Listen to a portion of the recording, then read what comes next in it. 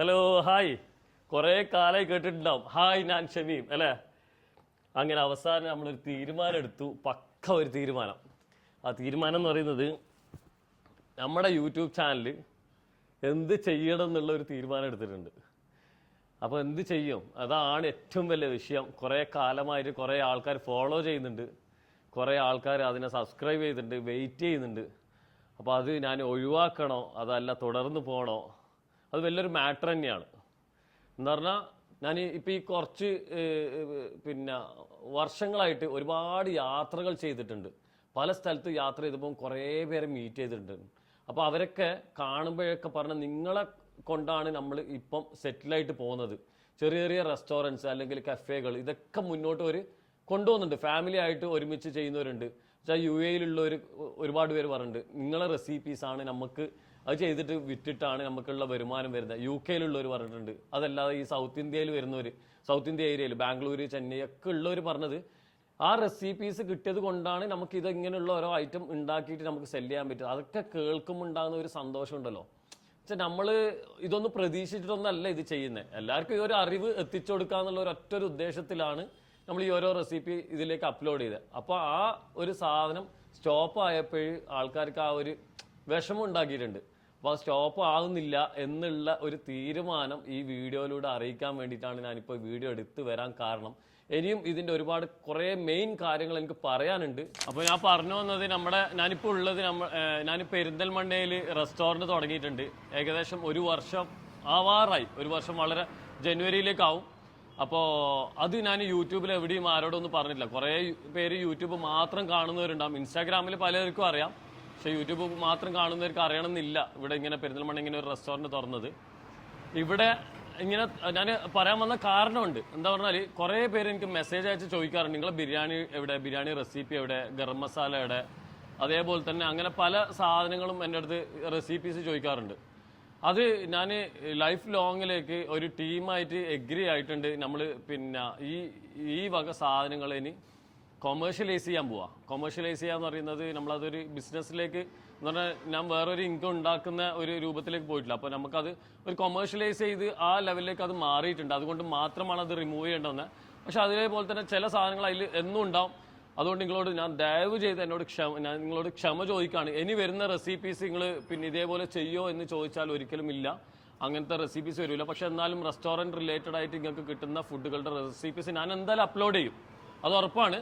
പക്ഷേ ഒരു commercial already agree ചെയ്ത സാധനങ്ങളായത് കൊണ്ടാണ് അതവിടെ ഞാൻ യൂട്യൂബ് സ്റ്റോപ്പ് ചെയ്യുകയാണ് എന്നൊക്കെയുള്ള തോട്ടിലായിരുന്നു ഇത് കൊമേഴ്ഷ്യലൈസ് ചെയ്തത്. പക്ഷെ ഇപ്പം ആ സാധനം അതേപോലെ തന്നെ റിമൂവ് ആക്കിയിട്ടുണ്ട്. ബാക്കിയുള്ളതൊക്കെ അവൈലബിൾ ആണ്. ഇനിയുള്ള റെസിപ്പീസും അതേപോലെ നിങ്ങൾക്ക് കിട്ടും. അപ്പോൾ ഒന്നും കൂടിയും നിങ്ങളടുത്ത് ക്ഷമ ചോദിക്കുകയാണ്. അത് എന്താ പറയുക, ഇങ്ങനൊരു കേസ് ആയതുകൊണ്ട് മാത്രമാണ്. അപ്പോൾ ഈ റെസ്റ്റോറൻറ്റിലും നമ്മൾ ആ ബിരിയാണി അതേപോലെ തന്നെ നെയ്ച്ചോറിൻ്റെ കോംബോ അങ്ങനെയുള്ള കുറേ ഡിഫറെൻറ്റ് എന്നുവെച്ചാൽ ഇവിടെ പ്യൂർലി കണ്ണൂരിയൻ സ്പെഷ്യൽ ഫുഡും അതേപോലെ തന്നെ ടർക്കിഷ് ഫുഡ് അതേപോലെ തന്നെ കോണ്ടിനെൻ്റൽ മെഡിറ്ററേനിയൻ ഫുഡ് പിന്നെ ഞാൻ ഉണ്ടാക്കിയ കുറേ ഓതൻറ്റിക് റെസിപ്പീസുമാണ്.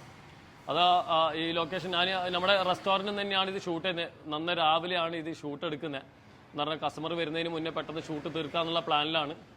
അപ്പോൾ നമുക്ക് ഇനിയുള്ള റെസിപ്പിയുടെ ഷെഡ്യൂളുകൾ ഞാൻ എങ്ങനെയാണെന്നുള്ളത് നിങ്ങൾക്ക് പറഞ്ഞുതരാം. ഞാൻ ഇപ്പോൾ കുറേ കാലമായി നിങ്ങൾ കണ്ടിട്ടുണ്ടാവുക. ഞങ്ങൾക്ക് നന്നായി മെല്ലിട്ടില്ല, പണ്ടത്തെ പോലെ ഒന്നും അല്ലല്ലോ. ഇപ്പോൾ കുറച്ച് ഡയറ്റൊക്കെ ഉണ്ടായിരുന്നു. പിന്നെ അതേപോലെ തന്നെ ഫുഡ് കൺട്രോൾ ഉണ്ടായിരുന്നു. ഫുഡ് കൺട്രോൾ അല്ല, ഫുഡ് നന്നായി കഴിക്കും. ഷുഗർ കൺട്രോൾ ചെയ്തു. പിന്നെ 3-1 മാത്രമേ കഴിക്കൂ. പക്ഷെ ഏത് ഫുഡും കഴിക്കാണ്ടില്ല, എല്ലാ ഫുഡും കഴിക്കും, ഷുഗർ ഒഴിച്ച് ബാക്കിയല്ല. എന്നാലും ചിലപ്പോൾ ആഴ്ചയിൽ 2 ദിവസമൊക്കെ ഡെസേർട്സ് ഒക്കെ കഴിക്കും.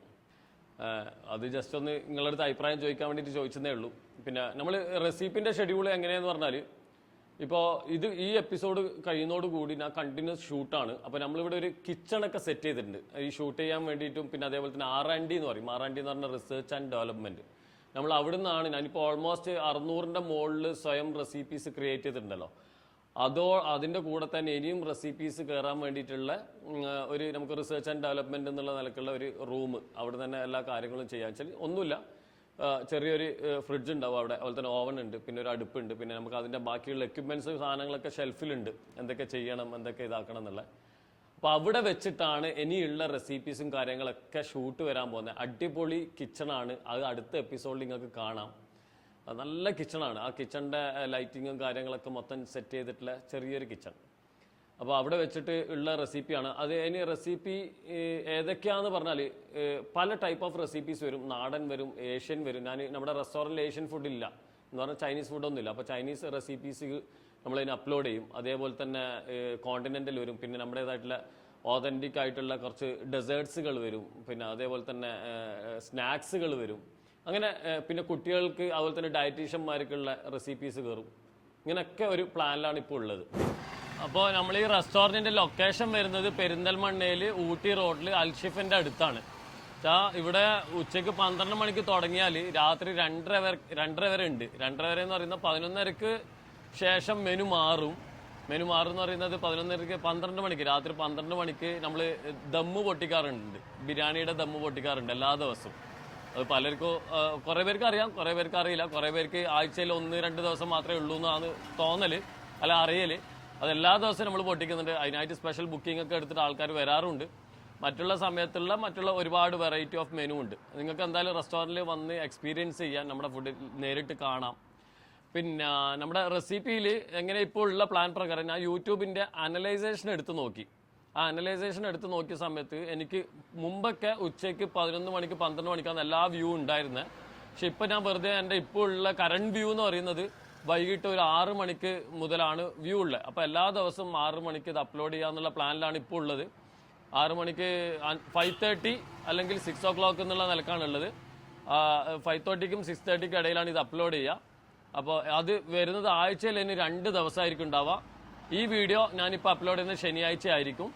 അതിനുശേഷം എല്ലാ തിങ്കളാഴ്ചയും എല്ലാ വ്യാഴാഴ്ചയും വൈകിട്ടാണ് ഇപ്പോൾ ഉള്ള അപ്ലോഡ്. ഇനി എന്തെങ്കിലും ചേഞ്ചസ് വീഡിയോൻ്റെ ഇപ്പോൾ നിങ്ങൾ വണ്ടി പോയത് കൊണ്ട് സൗണ്ട് കേട്ടിനോന്ന് അറിയില്ല, ഭയങ്കര സൗണ്ട് ഉണ്ട് ഇവിടെ വെച്ചാൽ. ഇപ്പോൾ ഈ വീഡിയോ അപ്ലോഡ് ചെയ്യുന്നത് ശനിയാഴ്ചയാണ്. ഇനി റെസിപ്പി വീഡിയോ ആയിട്ട് അപ്ലോഡ് ചെയ്യുന്ന എല്ലാ തിങ്കളാഴ്ചയും എല്ലാ വ്യാഴാഴ്ചയും വൈകിട്ടാണ്. എന്തെങ്കിലും ചേഞ്ചസ് ഉണ്ടെങ്കിൽ ഞാൻ ഈ വീഡിയോയിലൂടെ തന്നെ അറിയിക്കാം. പിന്നെ അതേപോലെ തന്നെ ഇതൊക്കെ നമ്മളിവിടെ ഉള്ള ഡെസേർട്സ് ആണ്. നിങ്ങൾ ചിലത് യൂട്യൂബിൽ മുമ്പ് കണ്ടിട്ടുണ്ടാകും. ടിറാമിസു, അതുപോലെ തന്നെ ലോഞ്ച് ട്രസ്ലേഷൻ, അങ്ങനെ കുക്കി, ചീസ് കേക്ക്, അങ്ങനെ വെറൈറ്റി ഓഫ് സാധനങ്ങളാണ്. നമ്മൾ ഇവിടെ തന്നെ ഇൻ ഹൗസ് ഉണ്ടാക്കുന്ന സാധനമാണ്. എന്തായാലും വന്ന് എക്സ്പീരിയൻസ് ചെയ്യും. അതേപോലെ തന്നെ ഇനിയുള്ള അടുത്ത എപ്പിസോഡ് എന്ന് പറയുന്നത് ഫുൾ കോഴിയുടെ, ചെറിയ കോഴി ലോ കോസ്റ്റിൽ നമുക്ക് എങ്ങനെ ഉണ്ടാക്കാൻ പറ്റുന്ന നാടൻ കണ്ണൂരിയൻ സ്പെഷ്യൽ സാധനമാണ്. എന്തായാലും ട്രൈ ചെയ്തോ, മസ്റ്റ് ട്രൈ ആണ്. അപ്പോൾ അത് വിട്ടുപോകണ്ട. അതിനുശേഷം ഒരു ഡെസേർട്ടും ആണ്. ഇങ്ങനെ ഷെഡ്യൂളുകൾ പ്ലാൻഡ് ആണ്. അപ്പോൾ മറന്നു പോകണ്ട, തിങ്കളാഴ്ച നമ്മുടെ റെസിപ്പി അപ്ലോഡ് ചെയ്യും. നിങ്ങൾ പരമാവധി എന്താ ചെയ്യേണ്ടതെന്ന് എല്ലാവർക്കും ഇത് ഷെയർ ചെയ്യുക. നമ്മുടെ പഴയ ആൾക്കാർക്ക് ഇതിപ്പോൾ ചിലവർക്ക് ഇതിൻ്റെ അലേർട്ട് പോകുന്നുണ്ടോയെന്ന് അറിയില്ല. അപ്പോൾ നിങ്ങളൊക്കെ ഒന്ന് ക്രോസ് ചെക്ക് ചെയ്ത് നിങ്ങൾക്ക് ഇതിൻ്റെ അലേർട്ട് നിങ്ങൾ കൊടുത്തിട്ടുണ്ടോ. അതേപോലെ തന്നെ സബ്സ്ക്രിപ്ഷൻ ഒന്ന് നോക്ക്. പരമാവധി ഇതിൻ്റെ ഈ റീച്ച് എങ്ങനെയാണ് പോവുക എന്താ ഒന്നും എനിക്കറിയില്ല. ഞാൻ നല്ല കരുതലോടെ ഇറങ്ങുന്നതാണ്. നിങ്ങൾ പരമാവധി ഇതൊന്ന് ഷെയർ ചെയ്യണം ദയവ് ചെയ്തിട്ട്. നമുക്കിതൊരു സപ്പോർട്ട് കൂടി, നിങ്ങളെ സപ്പോർട്ട് ഉണ്ടെങ്കിൽ നമുക്കിതൊരു മുന്നോട്ട് പോകാൻ പറ്റുള്ളൂ. ഇപ്പോൾ എല്ലാവരോടും ഞാനിരുന്ന് വൈൻഡപ്പ് ചെയ്യാണ്. ഒന്നുകൂടെ ഇനിയും എന്നും നിങ്ങളെ നേരിൽ കാണാം. എൻ്റെ ക്യാമറയിൻ്റെ അപ്പുറത്ത് ഒരുപാട് ജനങ്ങൾ ഉണ്ടെന്നുള്ള ഒരു വിശ്വാസത്തോടു കൂടി ഞാനിവിടെ വൈൻഡപ്പ് ചെയ്യാണ്. അപ്പോൾ എല്ലാവരും ടാറ്റ, ബൈ.